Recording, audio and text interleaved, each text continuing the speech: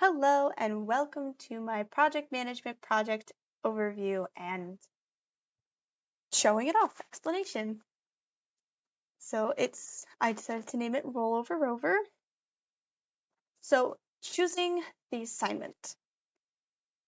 I didn't have any personal projects I was working on that could qualify to be a project management project, so I decided to create a fake business.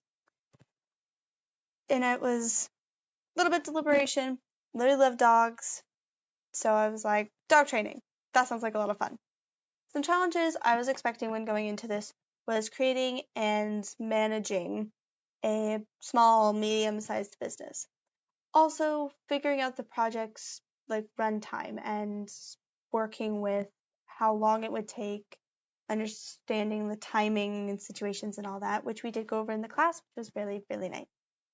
Also, just in general, learning regular project management, the whole thing of it, scope, depth, WBS, project network diagram. Mentioning scope, when I initially created this idea, I was a little unsure about it until a little while later, and I decided to turn it into a dog boarding business that was now going to be adding and offering the service of dog training to what they offer. So, stakeholders and schedule. I had a lot of fun coming up with the names. That was probably one of my very favorite parts about all of the assignments. And then giving them the roles they play both in the company and in the project. Something I should have thought about and done was adding an HR manager. I did end up adding one later down the line, but that's something that would have been very important to this project at the very, very beginning, which this is the very, very beginning. You live, you learn, that's why we're in school.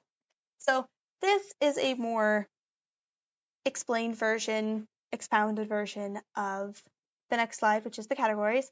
It goes over the specific interests this person has, the specific power and influence, and the why in all relation to the project. So for Henry McHiggins, he's my hiring manager.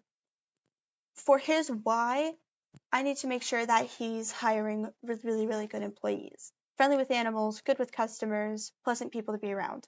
His influence and power, being the hiring manager, is hiring my employees. So we need to pay attention to him and we need to make sure that he's doing his job correctly. So moving on, we have the categories. This is where they landed on the chart.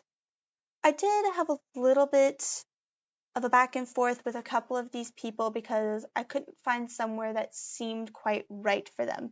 That's why I started writing them all down and out to try and get a better idea of their influence, power, and interest in the project.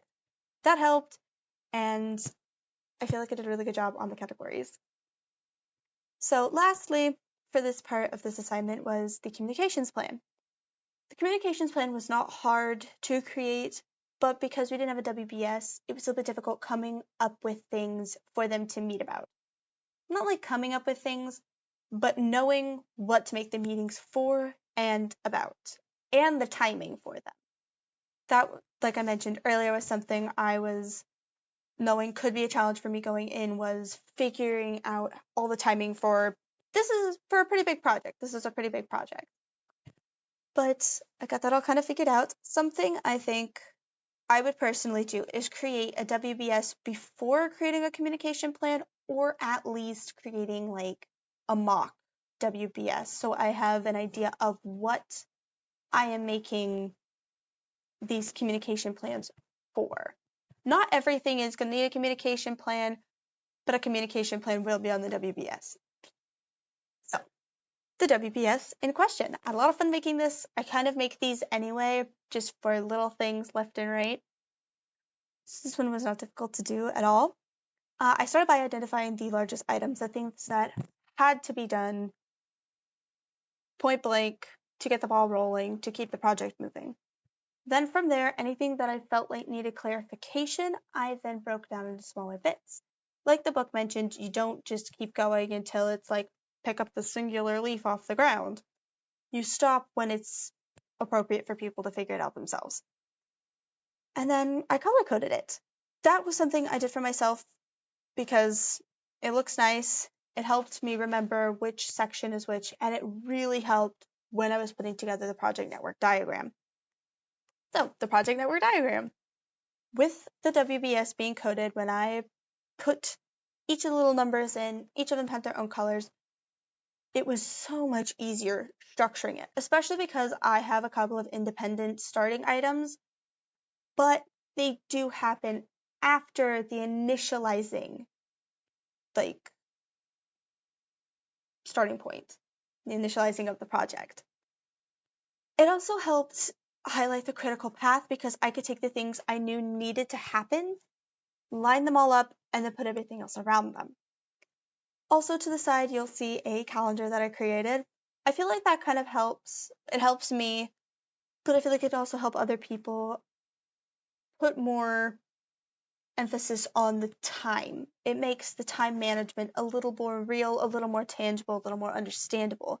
I feel like it could also really help when you're like seeing it, knowing when it needs to start, when it needs to end, and if you're starting to get ahead of schedule, yay, and if you're going behind schedule, maybe you can figure out how to pick that back up when you can kind of see the main goals that you have to be meeting to keep the project working at its very best. So then the budget for the project. This one was a budget, for sure, for sure. Thank you, Excel, for doing math for me. Not doing that. It did make the project seem very, very real, though, while I was doing it, and once I had submitted it, I kind of felt like I should put it all in a little folder and ship it off to whoever was actually doing this. It was a fun project. And, budgets can be helpful for more than just project management, your own personal budget, or maybe you have something at work that's not money, but items. You can use it for things like that.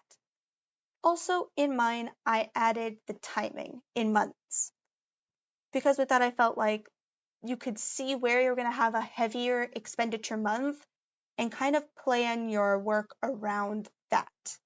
If you needed more people, less people on, etc., etc. So, thank you for sitting through my presentation. And if you have any questions, please leave them down below.